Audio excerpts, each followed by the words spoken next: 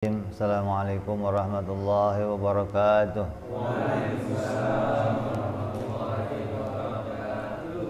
Al-Fatihah ila ruhi Sayyidina wa Habibina wa Syafi'ina Rasulillah Sayyidina Muhammad ibn Abdullah sallallahu alaihi wa ala alihi wa ashabihi wa azwajihi wa dhurriyyatihi anna Allah yu'ali darajatihim fil jannah wa yanfa'una bi asrarihim wa anwarihim wa ulumihim wa nafahatihim wa barakatihim fid dini wa dunya wal akhirah wa yaj'aluna min hisbihim wa yarzuquna mahabbatahum wa yatawaffana ala millatihim wa yahshuruna fi zumratihim bil afiyatin wa salamatin lahumul fatihah.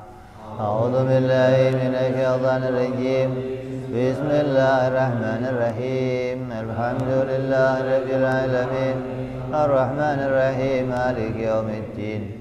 إياك نعبد وإياك نستعين اهدنا الصراط المستقيم صراط الذين أنعمت عليهم غير المغضوب عليهم ولا الضالين آمين بسم الله الرحمن الرحيم نويت تعلما وتعليما وتذكرا وتذكيرا ونفعا والانتفاع والإفادة والاستفادة والهداية على التمسك بكتاب الله وسنة رسول الله صلى الله عليه وسلم ودعاء إلى الهدى والدلالة على الخير ابتغاء مرضاته وقربه وثوابه وحسن الخاتمة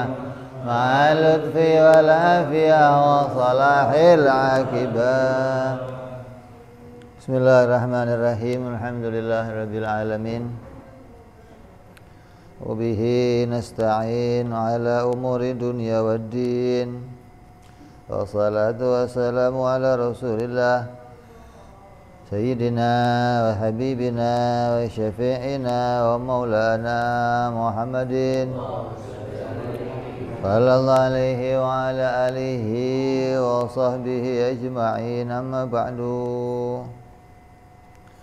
وقال مصنف الكتاب حضرة الشيخ سعيد بن كأرمية رحمه الله وغفر له ولوالديه ونفعنا به في الدارين. اللهم افتح قلوبنا فتوح العارفين وبحكمتك وانصر علينا برحمتك يا أرحم الراحمين. إلى أن قال sampai apa kita?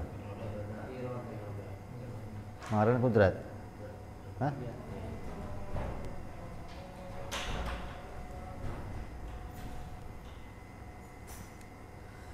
Wajib yang berikutnya bagi Allah Subhanahu wa ta'ala sifat iradah.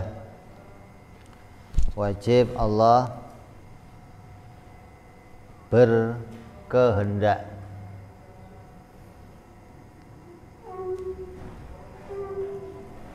Kita juga punya kehendak ya. Kita juga punya kemauan. Tapi kemauan kita berbeda dengan kemauannya Allah. Kemauannya Allah itu menentukan sesuatu. Kalau kemauan kita mengharapkan, menginginkan, bukan menentukan. Jadi ketika seseorang itu punya cita-cita, punya harapan, punya program, punya jadwal, memang itu sifat manusia. Allah berikan pada kita ini satu sifat yang namanya berkehendak, yang dengan sifat itu kita bisa menginginkan sesuatu. Tapi apa yang kita inginkan itu bisa terjadi apabila sesuai dengan kehendak Allah. Jadi kamu pingin apapun boleh, tapi terjadinya harus sesuai dengan kehendaknya Allah. Kalau tidak sesuai kehendak Allah bagaimana? Ya nggak akan terjadi. Karena yang akan terjadi itu selalu kehendaknya Allah. Kalaupun kok cocok kehendak saya dengan kehendaknya Allah, berarti pas, berbarengan. Jadi Allah berkehendak. Bedanya apa kehendaknya Allah? Kalau kehendaknya Allah itu menentukan, dan kehendaknya Allah itu nggak pakai pikir-pikir. Kehendaknya Allah itu nggak pakai menimbang-nimbang. Kehendak kita pikir-pikir, nimbang-nimbang. Yang dipikir apa? Hah? Lah yang dipikir apa? Yang dipikir untung atau enggak. Yang dipikir merugikan atau enggak. Saya pingin beli permen. Kalau saya makan sakit gigi atau enggak. Ini yang dipikir untung ruginya. Saya mau pergi ke luar.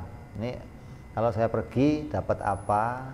Kalau saya pergi ada masalah apa? Kalau nggak ada masalah dan menguntungkan, kamu pergi pasti. Ketika ini kalau keluar ada masalah nih, kalau keluar nggak ada untungnya nih, maka kamu nggak jadi keluar. Jadi pertimbangan seseorang untuk melakukan sesuatu kadang pertimbangannya keuntungan atau kebutuhan. Ada kebutuhan nggak saya sama itu? Oh, kalau dibutuhkan, nah kamu akan kejar, kamu akan maui, kamu akan cari. Ini pertimbangan-pertimbangan dalam menginginkan sesuatu, pertimbangan dalam mengharapkan sesuatu lah. Allah menentukan sesuatu nggak punya pertimbangan. Allah menginginkan sesuatu, Allah menentukan sesuatu tanpa pertimbangan. Bukan karena ini, bukan karena itu, bukan karena ono, bukan karena. Kalau Allah menginginkan sesuatu, Allah menentukan sesuatu karena ada pertimbangan, berarti sama dengan kehendak kita. Sama dengan kemauan kita. Kemauannya punya pertimbangan. Nah, kalau kita pertimbangannya untung rugi lah, Allah apa? Untung rugi juga. Oh, saya mau bikin surga buat makhluk. Apa pertimbangannya? Nanti biar makhluk seneng kalau saya kasih surga. Maka surga itu akan membuat senengnya makhluk. Atau saya mau buat air biar bikin hujan. Saya mau buat nabi biar ngasih petunjuk. Saya mau bikin obat biar sembuh. Apa itu jadi pertimbangannya Allah untuk menciptakan sesuatu gitu. Kalau itu jadi pertimbangan, maka berarti Allah punya tujuan. Berarti Allah mempunyai suatu cita-cita untuk bisa dihasilkan. Allah punya keinginan, yang keinginan itu di dalamnya ada sebuah keuntungan. Semua yang kita kehendaki, yang kehendaknya itu mempertimbangkan sesuatu, maka pertimbangannya pasti keuntungan. Allah itu menghendaki sesuatu, apapun dikehendaki oleh Allah yang terjadi pada diri kita ataupun yang terjadi pada alam semesta ini, semuanya ada dalam kehendaknya Allah. Seseorang dijadikan baik, seseorang dijadikan buruk, ini semuanya sesuai dengan kehendaknya Allah. Tidak ada satupun yang muncul di jagat ini yang lepas dari ketentuannya Allah. Kalau kemarin kita bicara kudrat, itu bicara menciptakan. Kalau bicara iradah, bicara menentukan. Sesuatu yang Allah tentukan, sesuatu yang Allah ciptakan, sebelumnya dia itu dimunculkan, maka pasti ditentukan dulu keadaannya. Akan bunder, atau kotak, pasti ditentukan. Tidak mungkin kudrat itu menciptakan tanpa adanya ketentuan, nggak mungkin. Barangnya nggak bisa diciptakan kalau belum ditentukan. Ini nanti yang dibikin mau warnanya apa, Allah tentukan dulu. Oh, yang dibikin mau adanya di mana, Allah tentukan dulu. Dibikinnya kapan waktunya, Allah tentukan dulu. Maka setelah ketentuan lengkap, maka sesuai ilmunya dimunculkanlah sesuatu. Jadi yang muncul itu semua atas ketentuannya Allah. Baik dari adanya, sifat-sifatnya, tempatnya, waktunya, semuanya ada dalam ketentuan Allah. Kalau kamu ditanya umumnya, kamu dulu waktu sebelum lahir pernah nggak milih mau lahir di bapak yang mana? Yang nentuin siapa? Berarti kamu nggak ikut serta kan menentukan itu. Kamu waktu sebelum lahir pernah usul nggak mau lahir di daerah mana? Berarti Allah yang mengatur itu, Allah yang menentukan itu. Kalau Allah juga nggak menentukan namanya. Allah ngocok dadu doang, terserahlah mau lahirnya di mana. Oh kok sono ya, untung kamu di sono. Mungkin begitu. Allah nggak tahu kamu mau lahir di mana gitu. Allah nggak tahu kamu mau lahir di bapak yang mana. Ini nggak mungkin. Allah menentukannya. Oh, fulan akan di sini, fulan akan di sini, fulan akan begini keadaannya, akan jadi orang soleh, akan jadi orang yang maksiat, akan jadi seorang pengusaha, akan jadi seorang pegawai. Ini semua yang terjadi pada kita, semuanya tidak lepas dari ketentuannya Allah. Makanya orang kalau yang sudah ngaji ini, sudah belajar sifat Allah, tinggal bagaimana kamu menerima sesuatu yang Allah tentukan. Kadang ketentuannya pahit, kadang ketentuannya manis. Ya ketentuan itu harus kita terima semua. Jangan ketika yang Allah tentukan pahit protes. Kenapa begini ya Allah? Kenapa kok sakit begini? Kenapa kok payah begini? Kenapa kok susah begini? Giliran dapatnya enak, diem aja, nggak pernah nanya kenapa kok saya bahagia ya Allah, kenapa kok saya untung ya Allah, kenapa kok saya sehat ya Allah. Pernah nanya? Giliran paceklik nanya, giliran seret nanya, kenapa kok seret. Pas lancar nggak nanya, maksudnya kenapa kok lancar itu nggak nanya. Jadi mestinya bagaimana ya, kamu harus konsekuen. Lancarnya kamu ya Allah tentukan, seretnya Allah tentukan. Giliran seret, dukun semua disamperin. Gimana biar lancar? Giliran lancar, bingung dia nih yang membuat lancar dukun yang mana ini? Dukun yang ini, dukun yang ini, apa dukun yang ini, bingung dia ini. Jadi kita harus kembalikan bahwa semuanya ini itu dimunculkan oleh Allah. Di Al-Quran Allah menyampaikan satu ayat yang mungkin dengan ayat itu kalau kita fahami dengan benar, maka akan bisa sampai pada pengertian ini. Di Quran ada kalimat, ada ayat yang bunyinya Allahus Somad. Allah As-Somad. Apa As-Somad itu? Bergantung. As-Somad itu zat yang bisa memenuhi semua kebutuhan makhluk. Apapun kebutuhannya makhluk, hanya dia yang bisa memenuhi. Maka Allah menentukan, oh kamu kadarnya sekian, kamu sekian, kamu sekian. Karena hanya dia yang bisa memberi. Gak ada yang lain, gak ada. Tidak ada yang bisa menentukan sesuatu pada diri saya, gak ada. Selain Allah gak ada. Jadi apapun yang berlaku pada kita, mau itu bentuknya manis, mau bentuknya pahit, kesenangan, kesusahan, semua datangnya dari Allah. Jadi kalau kamu kok merasa susah dengan pemberian Allah, kok pas dapat yang pahit, sikapnya bagaimana? Ya sabar, kalau bisa syukur luar biasa namanya. Kalau pas dapatnya pahit-pahit, sabar. Kalau pas dapatnya musibah, sabar. Inna lillahi wa inna ilaihi raji'un. Ya Allah, ini darimu ya Allah, dan hikmahnya pun akan kembali kepada engkau semuanya. Artinya apa yang di dalamnya akan terjadi itu ada di dalam ketentuannya Allah, dan jawabannya, isinya tuntutan dari kita menjawab sesuai perintahnya Allah. Kalau tuntutannya suruh sabar, ya sabar. Kok tuntutannya suruh syukur, ya syukur. Sesuai dengan apa yang jadi ketentuannya Allah.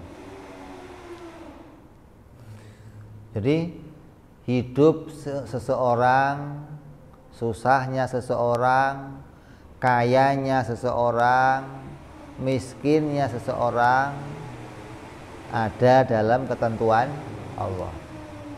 Nah sekarang pertanyaannya, kalau semuanya Allah yang menentukan, terus kita tidak ikut menentukan apapun, nah terus apa gunanya saya berusaha? Kalau memang semuanya berada dalam ketentuan Allah, apa gunanya saya berusaha? Kalau semua itu ada dalam ketentuan Allah, apa gunanya saya berdoa? Kan katanya adalah yarudul qadha illa doa. Tidak ada yang bisa merubah qadha, tidak ada yang bisa merubah ketentuan kecuali doa. Kalau semuanya Allah kehendaki, semuanya dalam ketentuan Allah, apa gunanya kita berdoa? Apa gunanya kita berusaha? Ini makanya seringkali ada orang yang protes tentang pelajaran ini karena dianggap, wah ini akan membuat kita nggak boleh usaha lagi dong. Kalau sudah ngaji ini ntar malas usaha, ngaji ini nggak mau doa. Kenapa? Wong semua sudah diatur dari sono. Doa ya percuma, usaha juga percuma. Imam Ghazali radhiyallahu anhu pernah ditanya, Imam Ghazali, takdir ketentuan Allah itu ada? Oh, ya ada lah, semuanya Allah yang menentukan. Imam Ghazali ditanya, kalau saya usaha getol, apa bisa nambahin rezeki saya? Kalau saya males usaha, apa bisa ngurangin rezeki saya?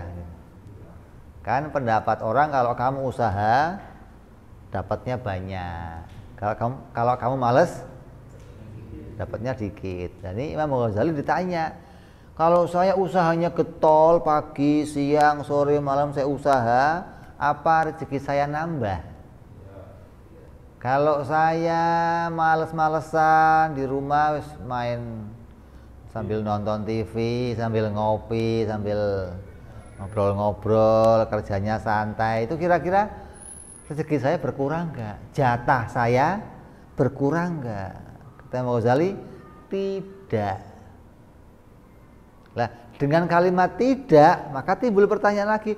Lah kalau begitu ngapain saya usaha? Ngapain saya berdoa? Gitu loh. Kalau memang nggak bisa nambahin dan nggak bisa ngurangin. Oh, kata ulama, kamu bekerja itu bukan berurusan sama nambahin hasil atau ngurangin hasil. Kamu usaha itu urusan sama pahala atau dosa. Mana usaha yang diperbolehkan, mana usaha yang tidak diperbolehkan. Urusan hasil, kamu mau usaha apa saja, nggak usaha apa saja, hasilnya ya segitu. Tapi yang akan dinilai oleh syariat, dinilai oleh hukum, yang kamu kerjakan ini mendatangkan pahala atau mendatangkan dosa. Terus saya doa ngapain? Sama. Kita berdoa itu mendatangkan pahala. Kita berdoa mendatangkan kedekatan hati kita kepada Allah. Kita berdoa sedang mendekatkan diri kepada Allah, bukan lagi merayu Allah, bukan. Jadi kalimat yang mengatakan la yarudul qadha illa doa. Tidak ada yang bisa merubah qadha, tidak ada yang bisa merubah takdir kecuali doa. Maknanya kecuali bisanya hanya berharap. Kamu miskin, doa tiap hari, ya Allah jadikan saya orang kaya. Bisanya ngapain? Berharap. Nah, dirubah nggak sama Allah? Oh, itu urusannya Allah. Kalau kok dirubah jadi orang kaya, berarti cocok sama kehendaknya Allah. Kamu jomblo, tiap hari doa, ya Allah datangkan perawan-perawan cantik di hadapanku ya Allah, biar ku pilih mereka ya Allah. Tiap hari doa. Kalau cocok sama kehendaknya Allah, Allah datangkan nanti. Luna Maya datang, apalagi gitu. Allah datangkan kalau memang cocok sama kehendaknya.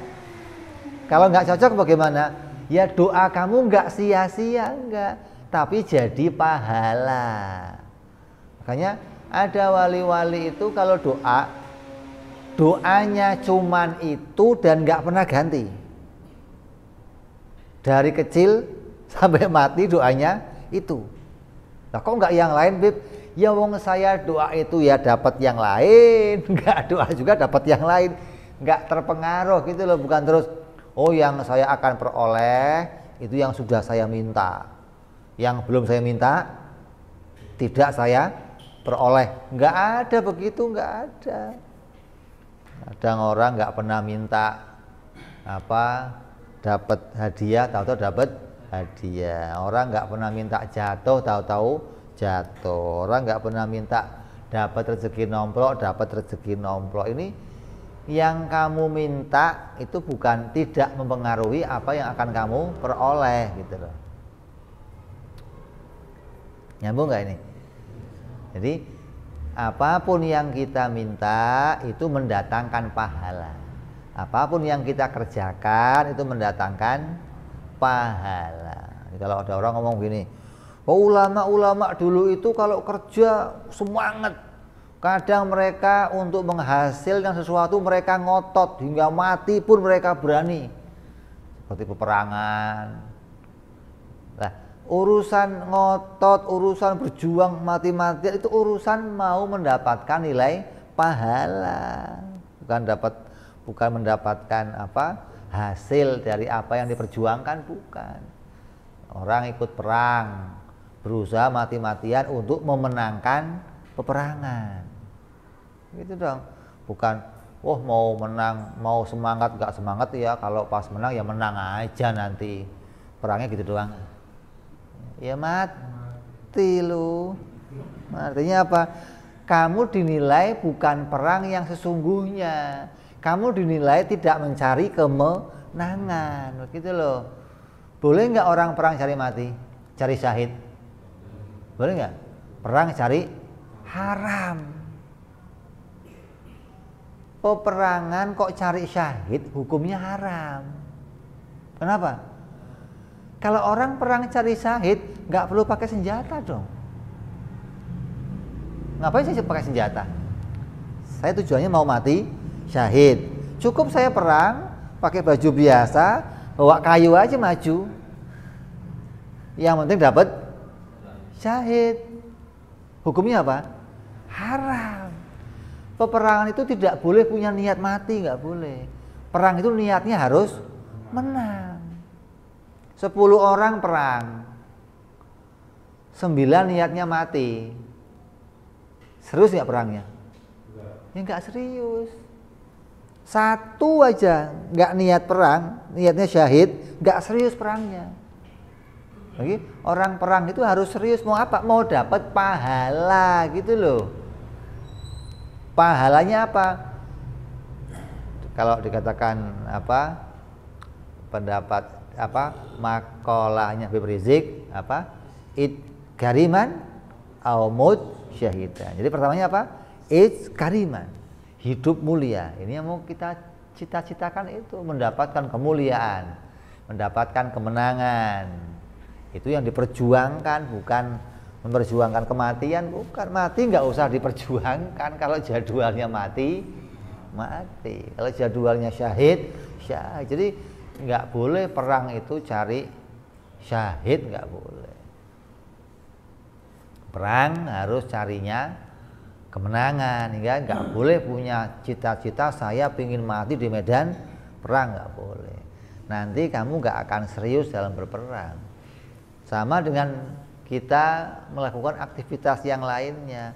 Apapun yang kita kerjakan, kamu taklim, yang kamu cari apa? Ya mau hasil ilmu, mau hasil pahala.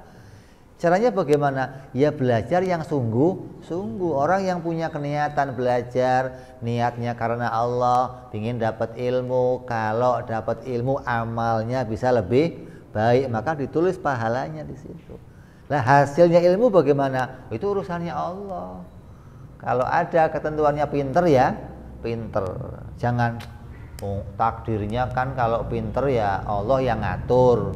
Goblok juga Allah yang ngatur. Udah saya nggak usah ngaji, nungguin Allah bikin saya jadi pinter. Ya nggak dapat pahala. Nggak ada kebaikan yang kamu peroleh dari tolabul ilm, begitu loh. Nah kita itu jadi hamba maunya patuh sama perintahnya Allah. Semua perintah Allah yang kita kerjakan itu nggak nuntut hasil, tapi nuntut pahala. Yang kita cari, kita ngerjain ini pengen diridhoi Allah. Adapun hasilnya bagaimana? Itu urusannya Allah, bukan urusan kita. Jadi maksudnya begini, jangan sampai ngaji ini membawa kamu jadi jabariyah. Oh, semuanya sudah Allah takdirkan. Jadi orang kaya ya takdirnya Allah, jadi orang miskin takdirnya Allah. Karena ada kalimat ini, kamu putuskan, oh kalau begitu saya nggak usah kerja, cukup di rumah. Ini pendapat yang salah. Itu kesimpulan yang salah. Kan nggak ada dari ucapan saya kamu sudah ditakdirkan jadi orang kaya atau miskin, maka sekarang kamu nggak usah. Nggak ada ucapan saya begitu. Saya nggak nyuruh kamu nggak usah. Nggak. Saya menyampaikan bahwa iradahnya Allah itu menentukan keadaannya setiap hamba. Hamba itu akan jadi apa saja, keadaannya Allah yang menentukan. Nah, kalau kamu sudah tahu Allah yang menentukan segalanya, terus kamu nanya kalau begitu, terus tugas saya apa sekarang? Kalau semuanya Allah yang menentukan, tugas saya apa? Tugas kamu ikuti perintahnya Allah. Bangun tidur suruh doa-doa. Bangun tidur suruh ke WC wudhu ya wudhu, mandi bersih-bersih. Bangun tidur suruh sholat ya sholat. Sudah ikuti aja perintahnya. Habis sholat suruh sarapan biar tenaganya kuat. Habis itu suruh keluar cari rezeki kemana? Kemana sih, yang penting keluar. Yang dituntut itu ngerjain perintah, begitu loh. Kok seharian nggak hasil bagaimana? Ya pulang dapat sabar kamu. Pulang dapat pahala sabar, bukan terus sia-sia saya sehari keluar nggak kemana-mana, nggak dapat apa-apa, keringet doang. Kata siapa keringet doang? Kata diri kamu yang nggak dapat apa-apa. Tapi kalau kamu kerjakan itu karena perintahnya Allah, kamu dapat apa? Pahala. Kalau waktu kamu keluar cari yang halal, kamu kok mati di jalan, jadinya apa? Syahid, begitu loh. Jadi kamu harus bisa memisahkan ini ketentuan Allah, bahwa semuanya yang saya lakukan, semua yang saya peroleh dari ujung rambut saya sampai ujung kaki, Dari ujung langit sampai ujung bumi, semua yang terjadi, yang ada, yang tiada, ada dalam ketentuannya Allah. Mustahil Allah terpaksa. Nah ini, terpaksa itu apa?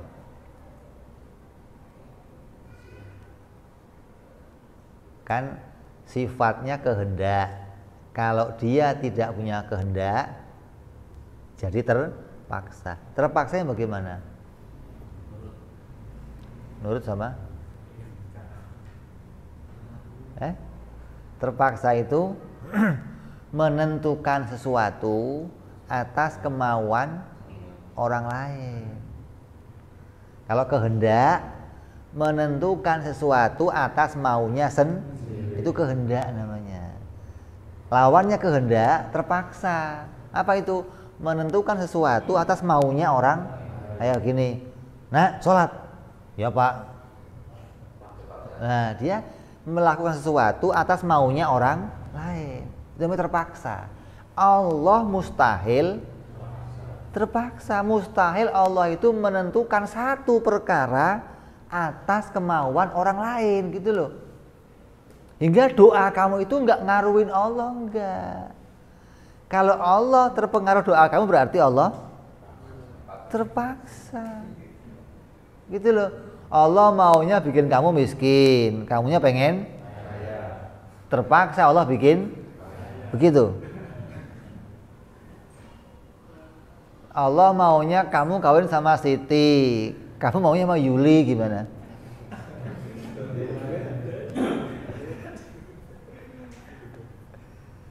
Terpaksa oleh Allah diberikan sih begitu. Gimana? Berarti kehendak Allah sama dengan kita kalau begitu dong. Allah kemauannya bisa diintervensi oleh yang lain. Allah kemauannya bisa diatur oleh yang lain. Allah kemauannya bisa dihentikan oleh yang lain. Ini nggak mungkin, gitu loh.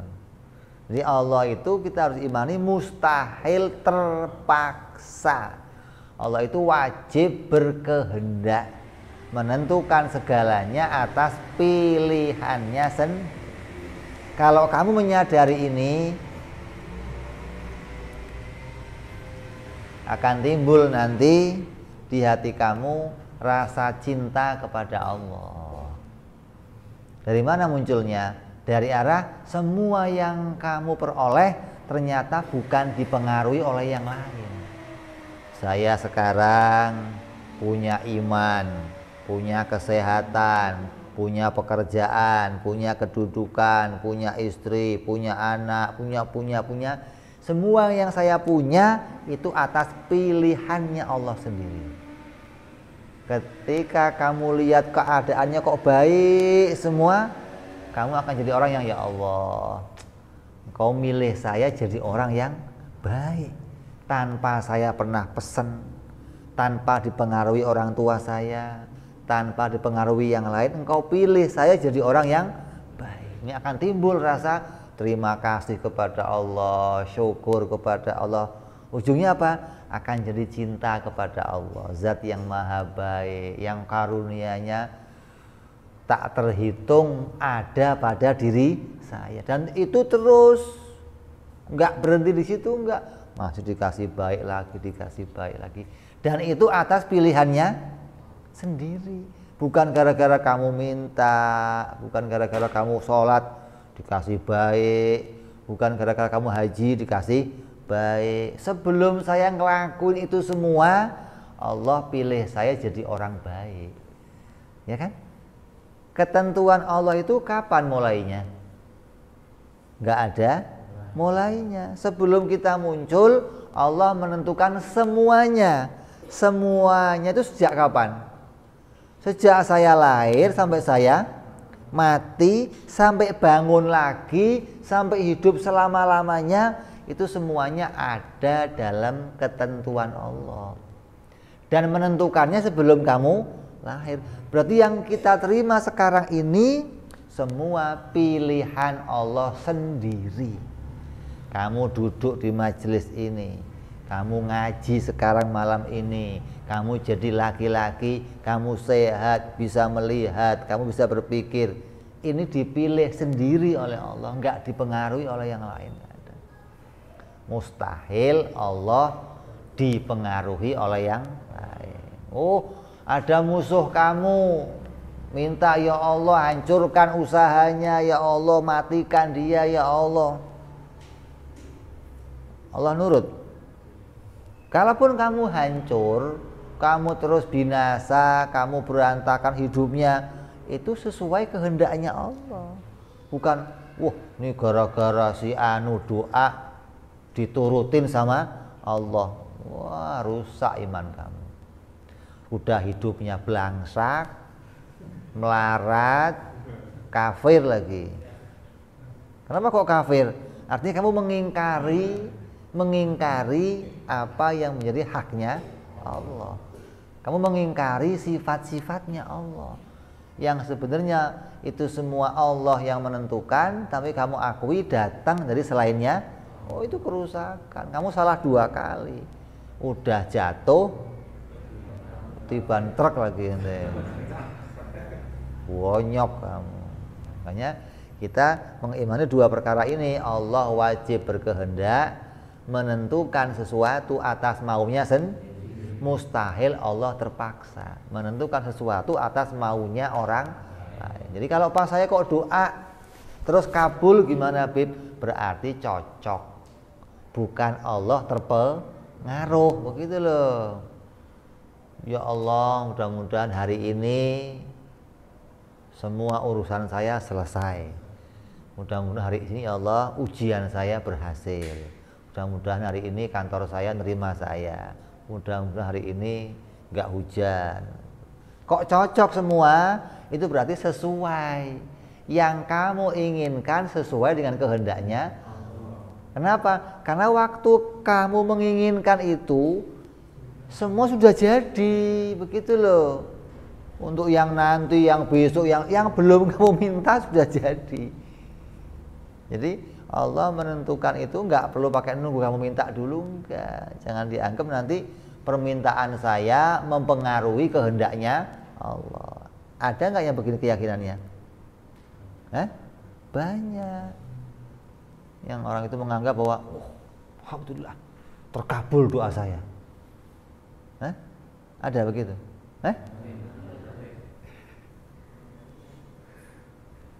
Ini sering kali, makanya anak-anak kita dari kecil sudah diajarkan. Jangan sampai nanti anak-anak kita ketika dia sudah mulai belajar jalan, udah bisa mulai berjalan, terus kita katakan, oh bisa jalan sendiri. Tercetak di pikiran anak kita, oh saya sendiri. Naik sepeda, udah bisa sendiri. Allah ditinggalkan. Di pikiran anak kita Allah nggak ikut-ikut gitu loh. Kamu yang memisahkan ini berarti. Kamu harus menyatukan mereka apa? Oh, udah bisa sepeda. Alhamdulillah Allah nolong kamu bisa naik sepeda. Ini pertolongan Allah. Kalau Allah nggak nolong kamu nggak akan bisa.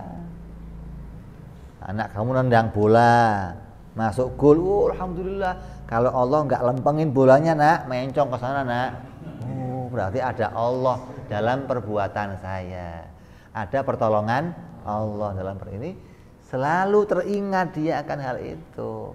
Tapi kalau kamu pisahkan, ya dia lepas dari Allah, dianggap dari dirinya sendiri, dari usahanya sendiri, perjuangannya sendiri. Allah nanti kalau gagal baru dekat Allah. Kalau belum gagal jauh sama Allah. Allah belum punya peran lah.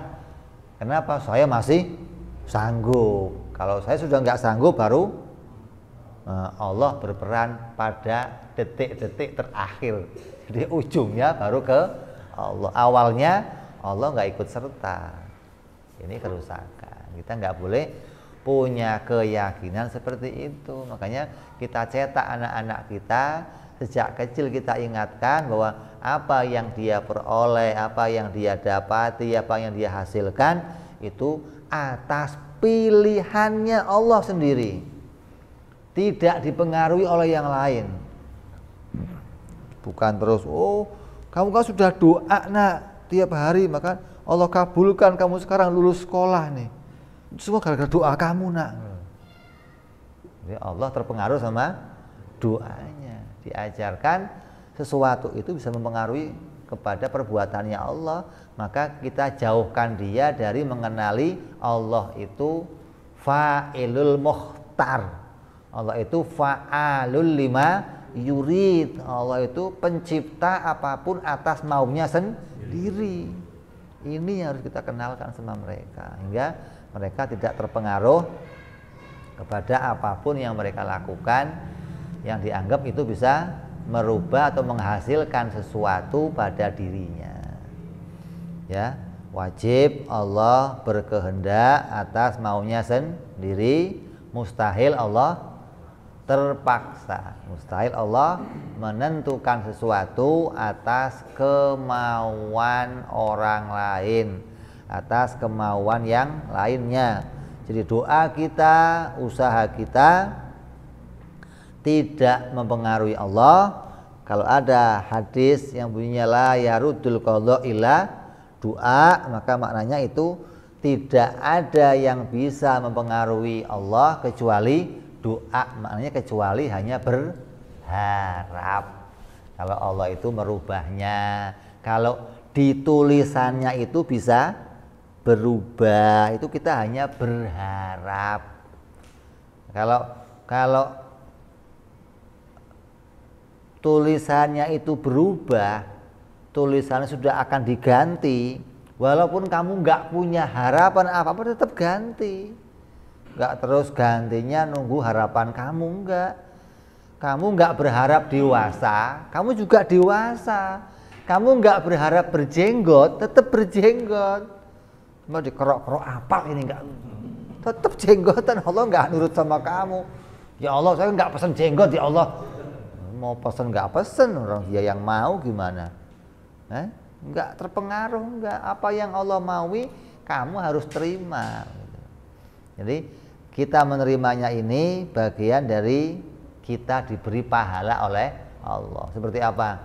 Kamu diberi kenikmatan, diambil nikmatnya sama Allah. Kecewa nggak? Kecewa nggak? Bisa kecewa.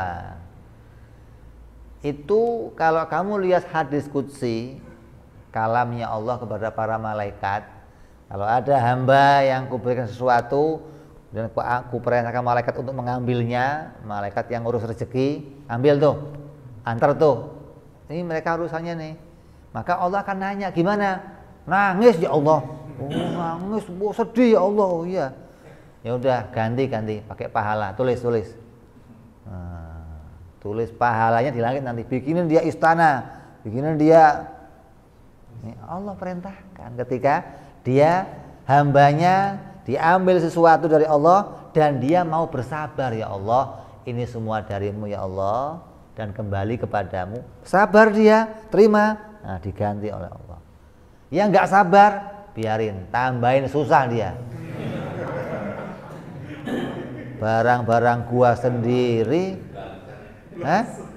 diambil kok dia yang protes, gimana sih? Jadi ada pahala yang luar biasa, begitu loh. Ketika kamu diberi sesuatu, diambil oleh Allah, Allah berikan nilai pahala apa? Kamu dapat nilai sabar. Pahala sabar ini luar biasa. Jangan dianggap bahwa perpindahan dari satu nasib ke nasib yang lain itu nggak ada hitungannya. Ada hitungannya oleh Allah. Dari mulai kamu bisa kedip, berubah nggak bisa kedip. Kamu punya gigi, berubah nggak punya gigi. Ini ada pahala yang luar biasa dari situ. Yang tadinya tubuh kencang jadi kendor, yang tadinya semangat jadi, ini ada pahala. Apalagi yang tadinya kencang jadi kan, wah pahala tok itu isinya, ya Allah. Gimana ini ya Allah? Kok kamu terima? Ya sudah. Ada nilai pahala yang luar biasa yang Allah letakkan. Jadi bukan dinilai dari bisa dapat atau enggak gitu loh.